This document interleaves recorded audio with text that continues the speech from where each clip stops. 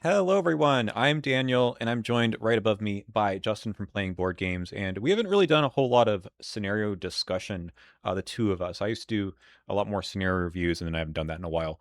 But we're going to talk about Fate of the Vale. This is the finale of the Feast of Hemlock Vale, and give you our thoughts about what works in this scenario, what doesn't work, and just sort of some of the mechanical nitty gritty of why we both had a not so great experience with this scenario. I can flat out say that I've played this one in 3 player. I've done it twice with 1 win and 1 loss, and then I've played it, I think, 6 times in 2 player, and I've only won it twice. Mm. It's hard. It's a Yeah. hard scenario. And we're not Yeah. here being babies and saying, like, we don't like hard scenarios, but we want to talk about this more in depth. Yeah, I think it's less that because I do like a hard finale. Um for me, I've played it twice in 3 player and we won both times. And I've played it 4 times two player or two-handed, and I haven't won any of them. So I think that we'll get into the discussion here, but I like a lot of the design and like concept of this scenario. Hmm. But I think that there are some rough edges and some decisions that unfortunately I think skew the scenario from um being as good as it can be in terms of that like thing. Like I think at no point I'm gonna say that this scenario is hard and I wish it was easier, but rather that this scenario has a few design decisions that I wish were a little bit different. Yeah, because like the difficulty of a scenario comes from lots of different places, as you'll see here. And we're not saying don't make it easy, but rather make it a bit more, I would say, fair on the side of can you accomplish the goals that the scenario wants you to do. Of course, it might just be the design that you're supposed to just kind of eat it a lot, Yeah, it could and be. It could be. in which case, good job. But I don't think this game is like this that often. The finales more recently, except for this one, have all been notoriously easy, Yeah. especially playing with a full card pool. But this one, I think, even playing with Legacy with a full card pool, it asks something very specific of you and makes it very hard to do that. So let's dive right in. What I'm going to do first is just talk through a bit of what the scenario is like at the beginning, what's asking you to do, kind of going through the act and some of these special things, because it is a very complicated setup, and you are put right into the action on turn one. So Yeah. let's start with the abyss. So in the setup, you are asked to create the abyss. You draw your opening hands, which is nice at least, and then you shuffle each remaining encounter card in the stuff that's set aside or to make the encounter deck. And then you're going to put the top 5 cards of each investigator's deck together in that mass of encounter cards. So a little unusual, actually entirely unusual, to put player cards into the encounter deck. And then you're going to split that shuffle deck in half, set one half aside, shuffle each investigator card, true investigator card. That's like your Alessandra Zorzi or whoever you actually are. That investigator card goes into one half, and then that half is on top of the other half, and that's the abyss. So basically, in 2 player, anyways, there's 28 cards that are encounter cards. You'll be adding in 6 player cards a piece, including your investigator card, into this mass. And what you need to do is find your cards. You really want to do that. So you're looking at 12 out of 40, something we'll talk about more later. That in other player counts, that number is still 28 encounter cards, but you're not shuffling in as many in true solo, only 6, or you're shuffling in a lot more, up to, I guess, 24 in 4 player. Okay. Wow. Now, here's what you actually get as your investigator card instead. It's a Shattered Self.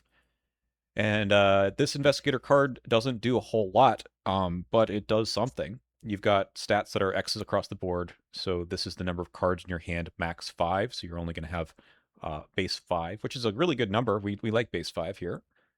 Um, you can't have more than 5 cards in hand at the end of your round anyway, because your max hand size is reduced by 3. And you're supposed to use these cards in your hand to help pass tests. After you commit a card Yep. to a skill test you're performing, double the skill icons on that card until the end of the test. Once per test, it's Body of the Yithian again, right? It is. Yep. And And we then know how people think about that one off the what? bat I mean, before we've we even get tried into playing anything that else. in an entire campaign before, and there were ups and downs. Okay. Double the skill icons on this card is good for using the cards. The problem is losing cards in hand in this scenario is very tough. So I think it's extremely interestingly designed, but makes it hard. Elder Sign Yes. Effect is really nice, though. Okay. Sorry, I'm just I'm listening for everyone at home, but I'm once you told me the card counts for where how many player cards in the deck, I quickly just did percentages for Yeah. all the player counts. So we'll get to that later. I was just doing some math. I Okay. am here. I was just you really struck a nerve with me on that one. Oh no. All right. So you start with this guy, and you're Mhm. also told to shuffle these mirror nests together. I'm going to do that for us here in TTS. You start at each investigator starts at one of them randomly. You choose, but you don't know what's on the other side. So Yeah. what you do know is that each of these cosmic emissaries, which I mean, if you play the scenario again, you kind of get the idea. They're all a little different, but every round, someone needs to successfully fight or evade these enemies in order for them to not attack anyone during the enemy phase this round. They don't make attacks opportunities, so you have the ability to do other things during your turn. And surprise, surprise, you are asked to do something else during your turn beyond just deal with these guys in some fashion. And let's flip these over. Each of these have a forced effect at the end of your turn. This one just says, screw you, discard a card at random from your hand. Mhm. And then other things that you probably won't ever do, like spend 7 per player clues to find one card out of the abyss. I Um, mean, this is that just for true solo, right? I don't even know how you get 7 clues in true solo. Yeah. That's like there's 8 on the board to begin Oh yeah, with. that's right. Yeah, so you have to go through all of them. Yeah. Yeah. Okay. This one, and again, these are random. You don't even know which one Yeah. you started at. If you end your turn at this location, if you didn't successfully evade this round, you must either drop a clue or discard a card at random.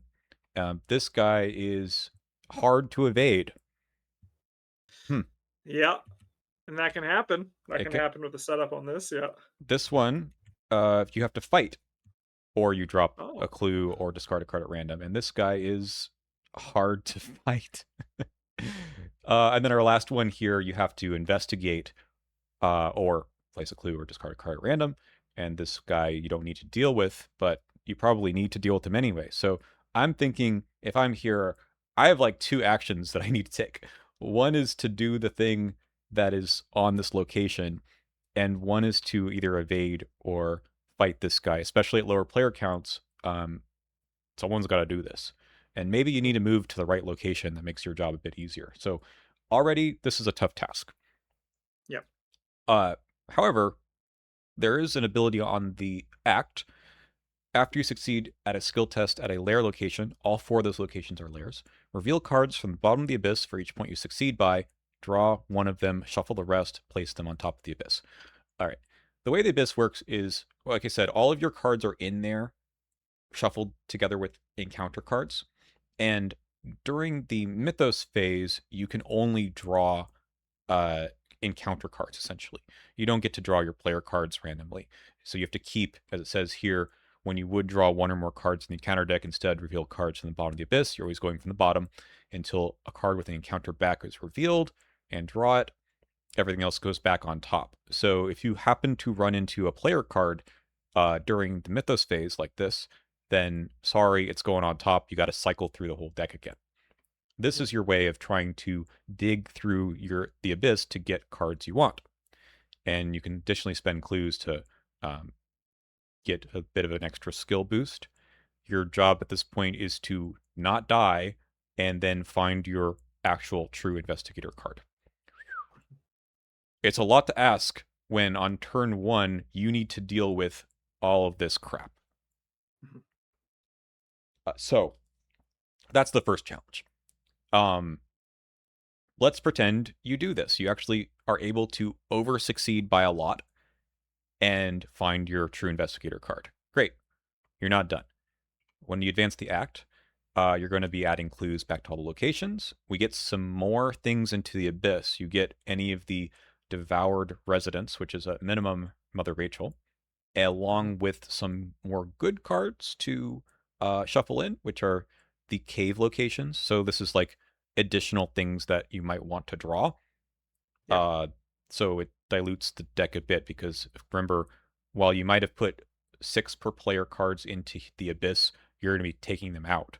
So it makes the subsequent hits harder to find something that's Yes. good and not bad.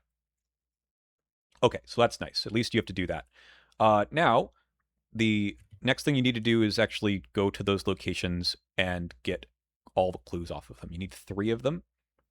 And when you draw them, which is through the same ability on the top about succeeding by a lot at a lair location, if you can manage to dig and find a cave location, um, shuffle these. You need to get 3 out. They go to the nearest mirror nest to wherever you were. And these are a bit mean, but some of them times they're okay. So this one is fine. You just get the clues anyway. This one here sucks. You're going to end your turn here often because Mhm. at least when you're at these locations, you don't have to worry about these cosmic emissaries anymore or the Mhm. mirror nest annoyances. But now you're taking a horror. And this one here makes you discard cards, which is just already a problem. And once you finally get clues off of 3 locations, and at least there's 6 to choose from, you do get Yep. to advance again, and then there's some additional things that can happen. All right, so that's just a real brief what the first 2 acts are like, because that's always the same. Yep. Any any first comments after I've about the anything I've missed from this discussion? No, I think a lot of the stuff I have to say is going to come later on once we start talking about like the design decisions here. Hmm. But it is a very challenging like setup where you don't have time to set up. I do think that the shattered shell shattered selves are actually strong cards, right? Like having fives in all your stats is a good foundation. Hmm. You can sequence your turn in a way that you're able to take advantage of it. Um, but there's some other aspects that are going to make it a little bit harder, especially once we get to start talking about the token bag in this Yes. scenario. Um, Yeah, I find but this guy to be very overall, swingy, right? Because at the beginning, yeah, you start with 5 cards, and you're like, great, I've got all fives. But the minute you play something, now you're down you're to down all to fours. Yeah, fours. And then yeah, you commit a card, well, hopefully it has icons that are going to put you back up to a higher number. yeah. So, I think like the true line with this guy is you play one thing and hope it works. You have to like not right. like play, and you also, but the odd thing is you also don't want to discard to hand size because there can be a lot of things that punish you for discarding to hand size in this scenario as Hmm. well.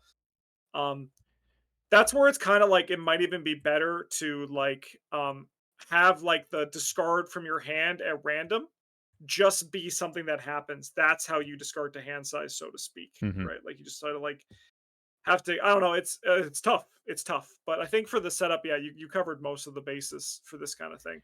I should say, I forgot to say this, is that once you do get your true investigator self, you get to heal all of the horror and damage on you, which includes any trauma you started with. And then you get to flip this guy over, and he's now a nice card.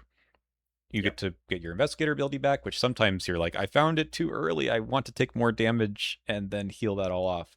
But Yes. if Yeah. you manage to get some more clues, you can pull out a player card that is that you otherwise would have missed through drawing encounter cards. So this is very powerful, and you need to use this. Yep. Yes, you do. I think that also like again, I really like the theme of this scenario. I think the theme is very good. The finding your true self and Hmm. like getting like that rush of like, no, we can get through this is a very heroic moment. And I really like that feeling. Um, and I again, I think I see why these decisions were made. And I'm gonna wait till we just set up some more stuff. Hmm. But all this is all making sense so far. But we're gonna just talk about the concept of like death by a thousand cuts in the near Yes. future. Yeah. that's how I feel about the scenario, is that there's a lot of pressure on you, and none of them on their own seem that bad. So let's talk about the main mechanic of finding cards from the abyss more in depth. I'll read this again. After you succeeded a skill test at a lair location during your turn, so it has to be at one of these guys, then you may, so this is just a reaction, you don't have to do this if you don't want to, reveal cards from the bottom of the abyss for each point you succeed by. Draw one of them, shuffle the rest, place the rest of them on top of the abyss. So the big question is, now that I've played this a few times, how many points do you need to succeed by in order for this to actually find a player card? Remember, you have to draw one, and the difference Yes. between finding a player card, even if it's your unexpected courage and not your investigator card, and drawing one of these guys is quite big, which will make more sense when we talk about those encounter cards. So, again, you're adding a card to your hand, or you're taking an encounter card to resolve a test on, usually, or something else bad happens during your turn. That swing to me is like, things are going great, or uh-oh, we're in Yes. deep shit. Yeah, and it's crazy. Like that swing is just too big of a thing cuz like if I'm desperate, my threshold is 3. I will look at 3 cards if I'm desperate. If I need to find my investigator and I haven't found them yet. Mhm. Otherwise, I don't get out of bed for 4, and even 4 I'm not happy with in 2-player, which we're going to talk about once I get to the numbers of this later. Yeah, But I played it's this yeah. with butterfly swords, enchant weapon, and reliable, and in general, it was good. But one time Yes. I succeeded by 11, and only the 11th card was a player card. Yeah.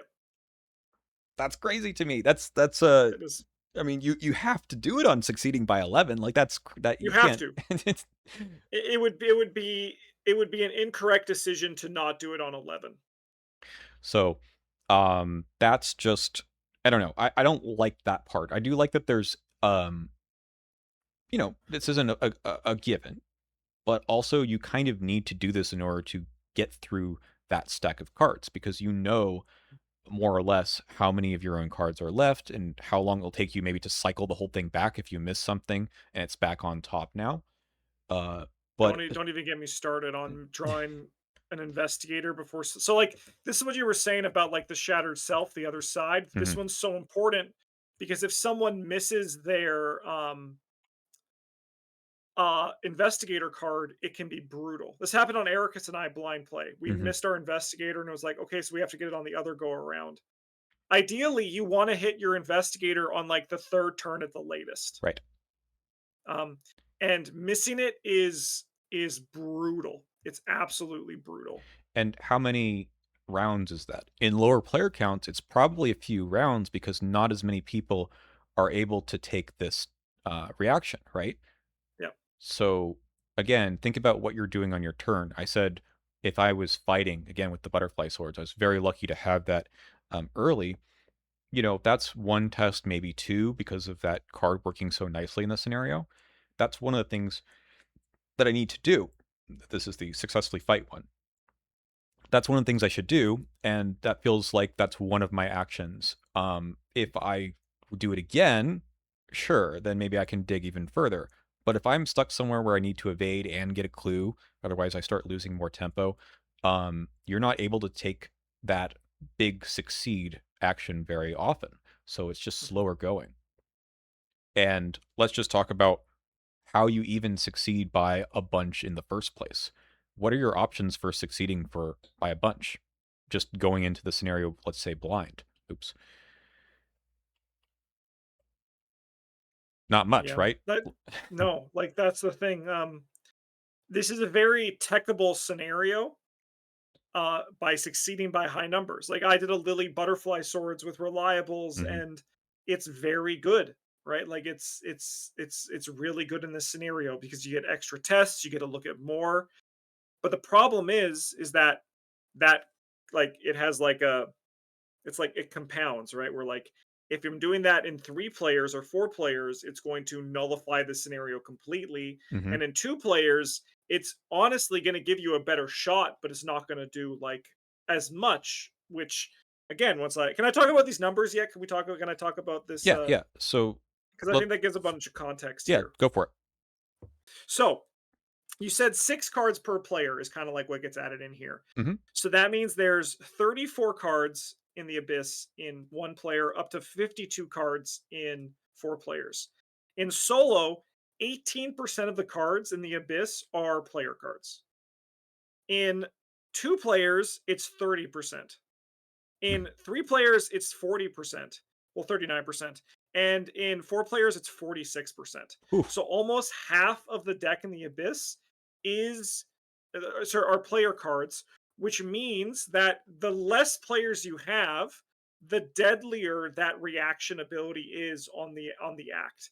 Because you have assuming, let's just say, like on the first go, as in 1 player, let's say you look at 5 cards, only 18% of those cards are good. But in the same thing with 4 players, like the same sit, they just succeed by 5 for the first test, almost half of them are good cards. So just in and of itself, it's more dangerous to do this reaction ability at less players than it is at higher players. Even just to succeed by 5, if it's 18%, that's less than 1. Yeah, yeah. So, succeeding by 5 in solo is not good. Actually, that is like the way. Yeah, you look at the math, right? Yeah, you're looking at hitting that. Like if you just look at the numbers, you want to succeed by 6 to like almost like to have the highest chance of getting at least one. At least on the first time, right? If you Yeah, pull a single card out, now we're down to 5 cards out of the, 28 or whatever it is, right? yeah. And the thing that makes this really difficult is is not that you have to do this once to find your investigator card. But once the cave cards are added into the Abyss deck, Mhm. you have to keep doing it. You cannot stop this. This mechanic continues into the next scenario because unless you're using the old memory to draw specific cards, Mhm. you still are only drawing treacheries from the Abyss deck during the Mythos phase. So like even if you skim past a location, you don't get it, right? That's right. So you're forced to interact with this, which again on 3 and 4 players isn't that bad because if you remove one card, you're going to go what from 46 to like maybe 44%. You Mhm. remove one card on solo, then that percentage is going to drop even more, right? Yep. So, And yeah, yeah, it's crazy. Those numbers are nuts, and it feels like a very different play experience. So you've done both 2 and 3. I've done 2 a lot more than 3. Um, and it shows, right? You're likely to hit something even on 3 player for quite some time. Now, some things can get added back to the abyss, but yes. um, we'll talk about that Yeah, later. the numbers can fluctuate throughout the whole thing, but I think like looking at the starting point Hmm. gives you a baseline of where it starts. Like where what is the mountain that each player count needs to climb. So you recently played this with lockpicks as your way of over Yeah. succeeding. So that's really nice. Again, you would be adding your intellect and agility. So let's say you were full up on cards, which is not always the Yeah. case. You're going to go at 10. And 10 sounds like a really good number to beat, a shroud of 3. These are all 3, I believe. But remember, what we said is you want to succeed by 5, Yeah. maybe more than that in lower player counts. How do you succeed by 5 on a 10 to 3 test? You draw a -2. Yeah, -2. That is not what this bag looks like in the campaign at this point in the No. campaign. There's 2 things that have happened. One, you've added a lot of symbol tokens that we'll look at in a second. And 2, twice during this campaign, you have lowered 2 tokens by 1. Yep. So there's a lot of zeros in there, right? Absolutely not. There are more lower tokens. I believe you had several -4s actually in your campaign at the end. I had 2 -4s, but I actually got a I actually that was my Hemlock when I had the best ones for those. I turned my zeros into -1s. Right. Um like so I will say that that is my favorite token, like that's my favorite difficulty scaling of all the Oh, campaigns. I like it too. But it Because I hits think it is actually difficult. Like I think it is actually like a tough scaling that goes with it. It's a lot more interesting than just adding a -4. Hmm. But it certainly makes this scenario a lot harder. It's another one of those cuts that we're adding onto this 1,000 cuts thing. Right. Again, I love the design here where a lot of things that seemed not so bad earlier are now suddenly bad. I think it's very, Yep. very smart design. It's just one too many cuts. So let's talk about those tokens. I think you'd end up having two, maybe three skulls, depending on your uh, choices. And you might have a couple of those cultist tokens in there that are -4s if you fail to discard a card at random from your hand, which is horrible. Yep. Then there's a couple of -5s that get thrown in, which you could take a Doom on your investigator card to count this as 0. And boy, you probably should in certain circumstances. If you're in your shattered self, I think you have to go hard on it. Yep. I think that was like the intention. I think that was like a safety valve that the designers gave the players, but I think that it wasn't enough. Hmm. I think it also feels bad to do that, so people don't want to do it, even if they know they could turn good. Um, because I mean, we're going to talk about the Doom Clock too. Like Yeah. the Doom Clock on this scenario is incredibly tight. Very tight. And then the last one is the Elder Things, which if you're going against the cult a little bit more, you end up with more of these. And it's not so bad if you're not doing fights or evasions, but surprise, surprise, revealing another token often is going to increase that negative modifier, so you're not succeeding by very much anymore. Again, Yep. very cool, smart design. Just out of curiosity, let's look at the hard expert side. Okay, well, the skulls are now like at least Oh, -4. that's crazy. The skull is actually completely different. Completely different, right? This is a back number, Neat. and this just starts as -4 and potentially is higher than that. The cultist token is -6, and you just discard a card at random. -8 Uh, on the tablets, and -5, -2 to -5 on the elder things. If you fight or evade a if you cosmic automatically emissary, you fail the just fight. fail. Well, Uh, a good thing I don't play that hard. So I'll say that much right now.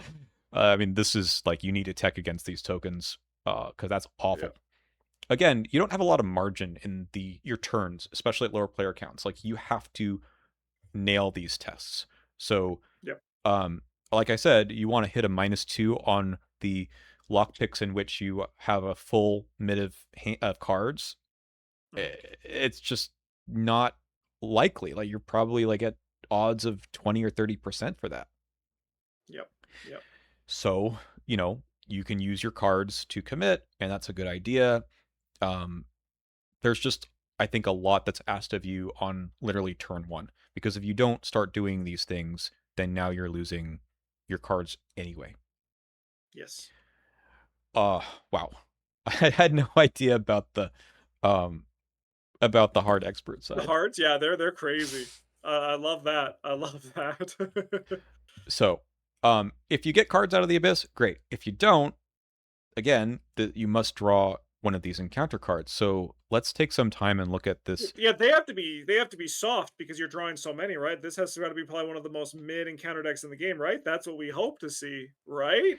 This, I would submit, is the hardest, given the circumstances, encounter deck because there are no soft cards. A Yeah. lot of these cards we saw before, but they are that much worse in this scenario for reasons that we'll talk about. Yeah. This one we'll start with. I think it's the day 3 one that suddenly becomes a nightmare at night 3.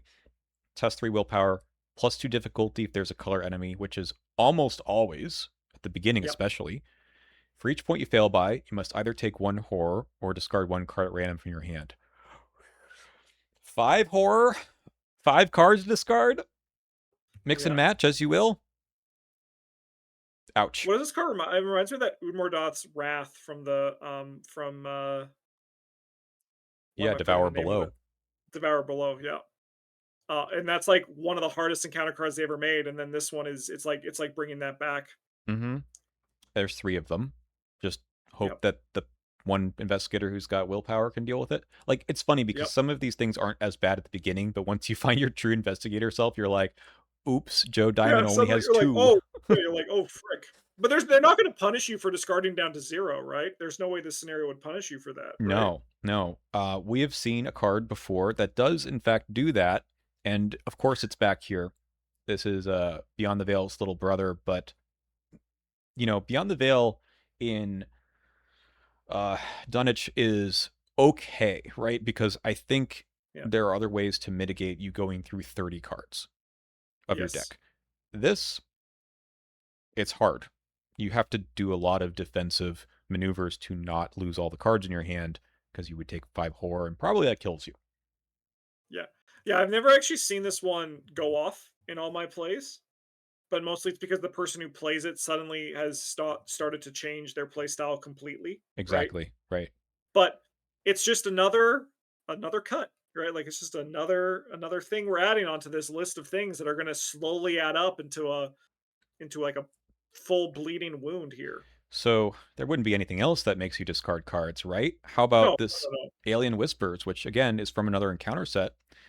Test 3 willpower. For each point you fail by, you must take a damage, which can only go on an asset, which is annoying. But you can't just take it on you. Take a horror, same thing. Discard a card at random. If you draw this on like turn 1 without any assets, you're just discarding cards at random. Yep. Yep. Rough. Yeah, and then also that same set has the miasmic shadows, which are like quietly one of the most annoying enemies in this campaign, especially because so I do say I like that there are enemies that you have to like adapt to, Hmm. right? Like that these guys require spell, relic, science, or encounter cards. I like that. Yeah. Um, but it's just another thing that in this scenario can be an absolute like nightmare to have to work with. So when you discard one or more cards from hand, like maybe you fail this test, this guy's here. It's night. He's going to engage you, attack you, and then get out of dodge, which I guess is Yep. kind of good, but at the same time, you can't get rid of him. Yep. You don't have actions to move around and pick up these elusive guys. No. He's still aloof, too. Okay, there's 2 of Yep. them. At least they have victory 0, so once you get rid of them, they're gone. So we've talked about this. We've talked about Captivating Gleam. Uh, Yeah. this one might be the toughest encounter card I think in the game for anyone who Yeah. doesn't have any sort of intellect, right? You must take either 2 horror or place a non-story asset you control on top of the abyss. At least you can get it back, but again, it's like discarding it. It's really going at the bottom where you can't get it for a while.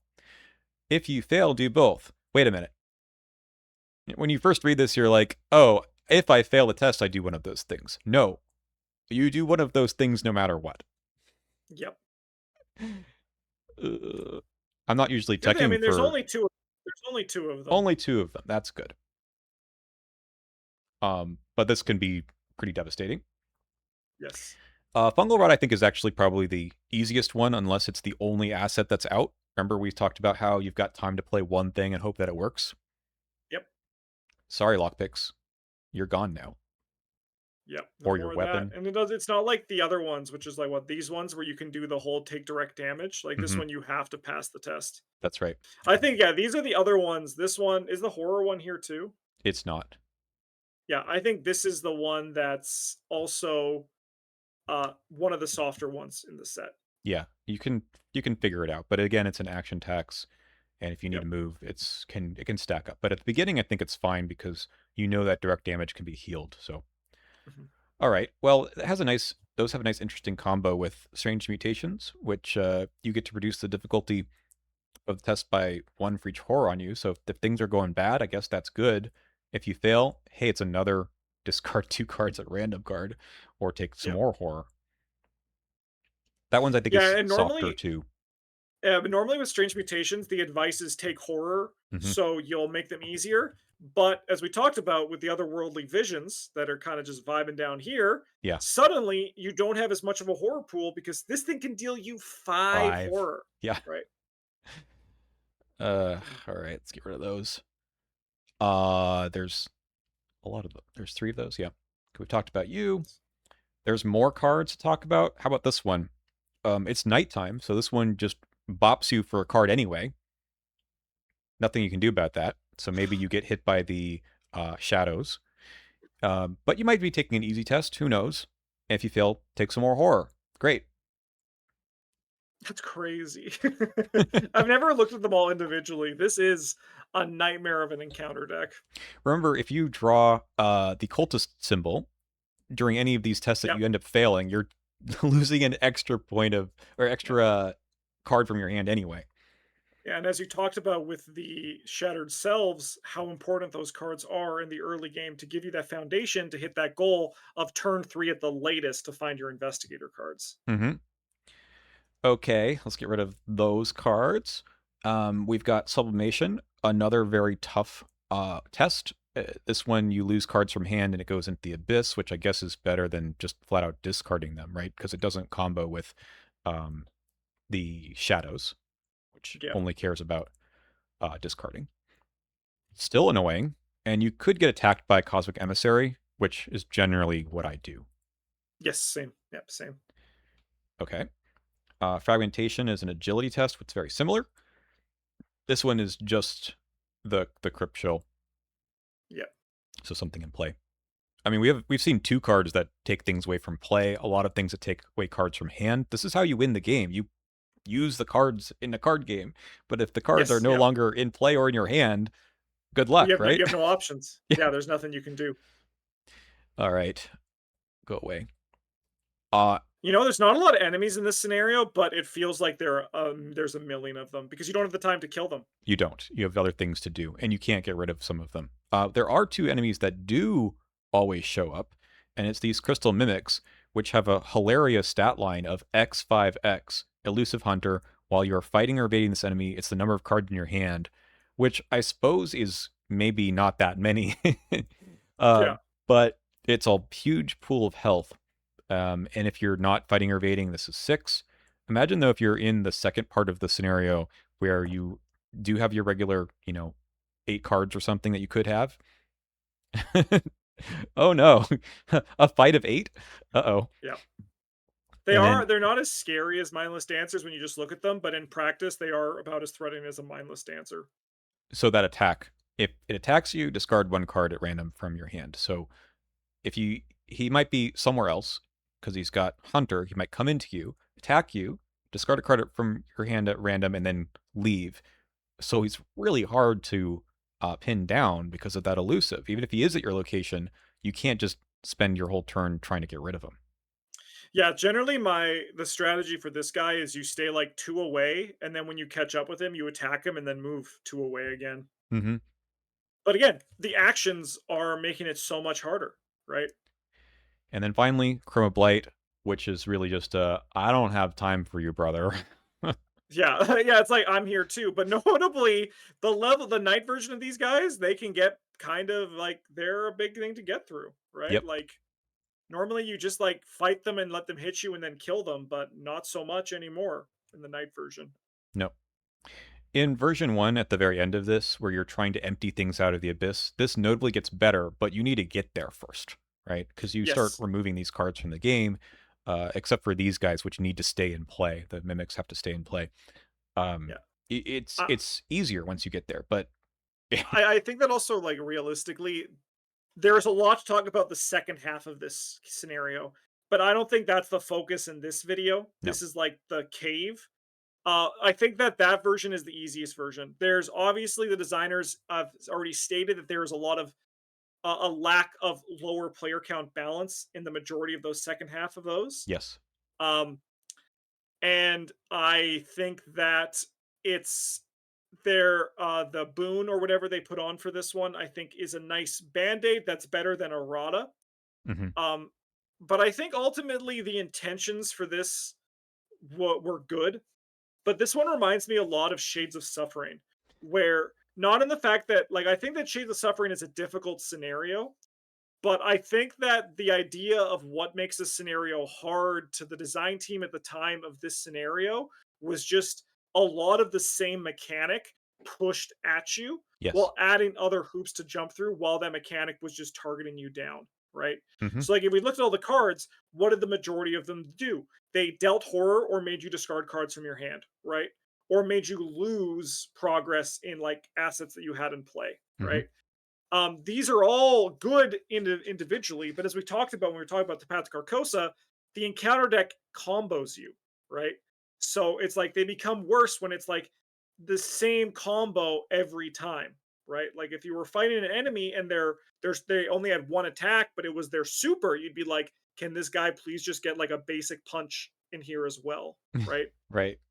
That's kind of like the vibes that happened here because like I don't think like they obviously wanted this to be a tough scenario, but I think that the design team just had the wrong approach for what makes a scenario tough versus what makes a scenario off, right? Like just makes it like the balance a bit too hard towards the scenario side of things. Like just imagine if one of those cards in the deck was an obscuring fog, right? Right. Right. Yeah. Exactly. And you could just like get us like a location where instead of being like, oh, I'm discarding cards from my hand, so my stats low, but it's just like, oh, I'm going to succeed by two less, which means I have less of a hit on the reaction on the act, right? Like that would be a world of difference in terms of just even taking two of those heavy hitters out and replacing them with a scaring fog.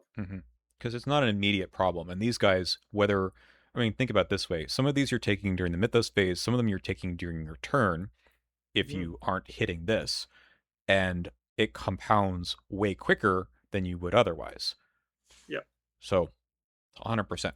So, should we talk about some suggestions of what they could have done to make this, maybe instead of 1,000 cuts, like 900 cuts? Yes. So I think there's a few simple changes that like with retros like this is also I think it's important to say that this is with a lot of playtests from the community and like Yeah. from this. Um who knows there what might have one of those sorry there might have been one of those things where in their playtesting internally there was too easy so they're like okay let's tweak it up a little bit but then they didn't get enough playtests in with lower player counts to see that it was very hard Hmm. because I do think that at 3 or 4 players, this is a challenging, but ultimately, I think very fair final scenario. And I would say in 3 players, I actually have a higher chance, a higher expectancy to win Hmm. versus before the Black Throne in three Yeah. or four players. In 2 players, I think I'll take this one as a higher loss rate over before the Black Throne. Yeah. Um, When I've because I played mean, this like I said, one, I haven't won it personally. Yeah. when I play this one in 2 player, and again, this is getting to the third act more, but these cosmic emissaries flip over and they become enemies that you can sort of deal with, and they are their own sort of nightmare. But in 3 player, surprisingly, last time I played this, uh, I killed almost all of them. And Yeah. it's just the dynamics between having an extra player to help kite them around a little bit, Yeah. and then just extra damage for enemies that are not scaled by player count, right? There's 4 of them Mhm. regardless. When I won this in 2 player, I killed one of them. And I don't Yeah. think the difference between those decks was that different. So Yes.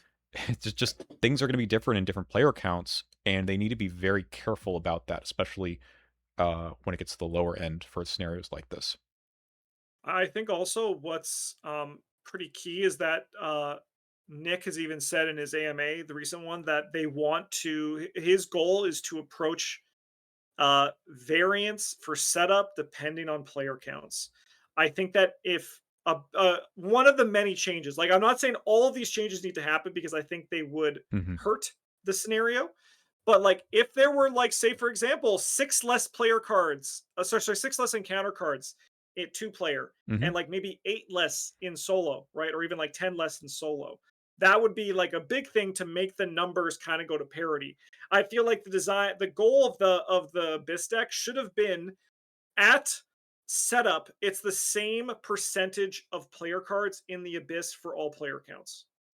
I feel like their numbers should have been the same for all of those. Hmm. Whether maybe have been less player cards in the Abyss deck for higher players, like maybe 4 players you only put 4 in each deck, right? Right. That's another way to do it. Yeah, I mean, they've done some things like this before, like way back to extracurricular activity, where Jazz Mulligan, you have to search through the encounter deck for them. You discard 10 instead of 5 for yeah. 1 player. Occasionally this happens, but I'm surprised they didn't do it here.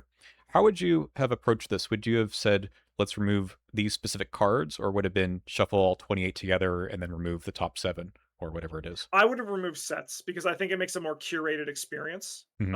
Because actually, that's something I wrote down. We were talking about this. There are too many variables at the start of this that make it difficult, Yeah. right?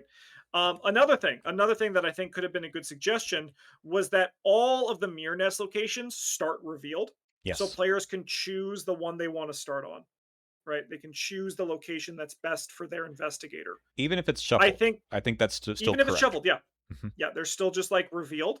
Another thing is, I don't think these guys needed to attack at all. Mm. Like, I think just like during the enemy phase, this enemy could not attack. I don't think that would have been like if they wanted to keep the text on this, like the forced effect on this and have it be random, Mhm. that's fine, but these guys shouldn't attack, right? I think that like that's just another thing that they need to do. Yes. Another question I have, why does every player count need to do 3 caves? I don't know. There's a lot more movement, Because right? it's a lot more movement. It should have been caves per player, right? Like it should Mhm. have been empty caves per player, right? Like that should have been like the 3 caves is strange to me. And even I just wrote it down. I was like, 3 caves? Question mark. What the hell? Why is it 3 caves? You're right though, because Um, you have to move. Like in 3 player, you can set someone over on one side while the other side you're clearing out the other one. So yep. yeah. And 4 players, it's like a cakewalk. Yeah. Um, I mean, I do think you and I talked about this. Even in Drown City, there is some lower player count misdesigns happening, some misfirings on lower player counts in terms of the actions expected. Mhm. And I think that unfortunately, that seems to be a trend. So I'm glad the designers have acknowledged that that is a goal to avoid that sort of thing going forward to try to like mitigate that. Um, I don't know. I feel like 2 players is probably the easiest to play test with, and I also think it's probably the most common way Arkham is played. So I'm surprised that it's happened. I agree. Um, for me personally, the biggest change, and I talked about this in my gameplay video, which you, I imagine, was part of the inspiration for this, Mhm. was that this shattered memories, it should be may draw one of them and shuffle the rest. Yeah. Uh, Even I think at all player counts that would be worth play testing. You could make the argument that at like 1 or 2 you could decide, but Yeah, yeah, and that's easy. Just do a different, like, just be like, I don't know, have different acts for it. Mhm. Like look at your card counts. You're in the control of it. If it doesn't work for 3 or 4, make a V1 V2 that has it, or make it like a two-sided card that's like one side is for 3 4 players, one side's for 1 2 players, Yeah. right? All kinds of things they could do, but to me, if you succeed by 5 or 6 even, like that maybe you're playing an investigator that over succeeds a lot. And great, you're in the driver's seat. But most investigators don't do this, and neither was there anything in this campaign before the scenario that said you needed to do this. So punishing you for trying your best to succeed at a skill test and not hitting the right number is very painful. That's the biggest change that I think needs to happen here to keep you from. I mentioned this to you before. If you don't do this and you just say, I didn't succeed by enough, I'm not going to take the chance and look at the bottom 5 cards. You know what you're doing is you're putting off trying to get through the Abyss deck, which you desperately Yep, need to do. And yep, if you're gun shy about that, that's awful. You just can't do that. But being punished for doing that, for trying to make progress, is, I think, deeply unfair. yes.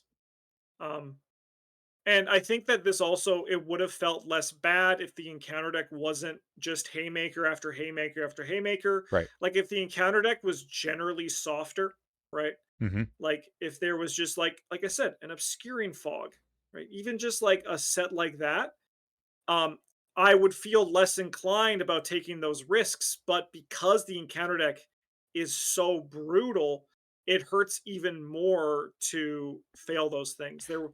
Um, I remember when Hemlock was pretty new, there was a poster in our Discord Hmm. who was saying that um, they didn't enjoy how techable this scenario was. And I disagreed at the time because, again, I like as players being able to tech. But I think that while I don't necessarily agree with them fully at this point, my statement to it more kind of lives in the zone of I wish this scenario rewarded teching for higher player counts less than it rewards it for lower player counts Hmm. because it feels like when you're playing the scenario in 2 players, I couldn't imagine playing it solo. It's punishing you for playing the game as opposed to challenging you for playing the game. Right. I agree. I mean, just imagine again, you succeed by, let's just do a test here of like 5 and you whiff, you still you can pick one, but like which of these things would you pick, right? Probably the fungal rot. I No, because Mate. it's my lock picks that made me succeed by 5. I think I'd Oh, take, Mutant Baby, me personally. yeah, That's a tough these none of these are nice. I wouldn't take this one. This one's out of the question. Don't wanna fuck with this guy, so it's definitely one of these 2, right? right. Yeah, because he's going to spawn and then maybe you don't have any actions left, right? And he's going to hit Yep, you, discard a card at random anyway, and he's on the board. Ouch. So yeah, probably strange mutations. yeah. I think this one, yeah, if you have more items, I think this one's fine. But Mhm. most of the time, like you said, you have 1 item. You have your lock picks that are getting the job done. Yeah. Right. I also wish that there was a bit more of a setup time in this one. I Yes. mentioned to Yeah. you in the before you played the finale that one way that what was very good was I spent a ton of XP on putting in my Agnes deck where I last played this scenario in Eldritch Brand and Wither, level 4 Wither, Yeah. which gave me a +2 spell to fight with every single turn. So I could succeed, hopefully, by a lot and just never run out of charges. But what made that good was it wasn't resources that well, it was resources I was spending. It wasn't a card from my hand that I was playing, Yep. and it wasn't an action. And in this Yep. particular scenario, those are two things you desperately need. So, Yep. uh, Eh, yeah, what if you and had that's why I one? think, like I said, these guys not attacking Mhm, could be good. Or, I mean, I know they're double-sided, so they kinda have to do this, but, like, if they were face down at the start, right? right, Yeah. something like that. I agree. Even just the setup agenda where it was like agenda 0, Mhm, enemies can't attack this round, yeah. right? Which is, I mean, the thing I have about beef I have with Hemlock Vale kind of around this is that you have 3 scenarios that give you the setup time, and Yep. you are very much used to that. Like, oh, my deck plays very well in the day scenarios because surprise, surprise, my opening hand is stellar.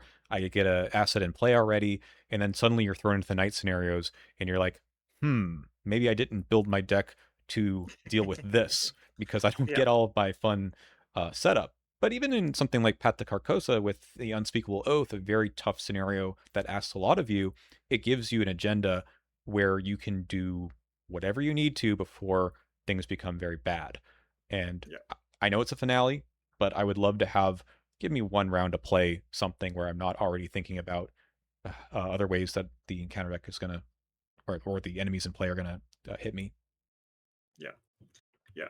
No, it's just like I think like there's a lot of good intention behind Hmm. this scenario, but as I said, it's just death by a thousand cuts. There's just too many small things that add up, right? Like having your first turn to be on this location where you have to do this and this Yeah, is crazy. It should have been one or the other. one It or should the have other. been one or the other. And notice that we haven't really said much about the Shattered Self because A, it does go away fairly quickly, but B, it's not that bad. I know people Yep. don't like losing their investigator card.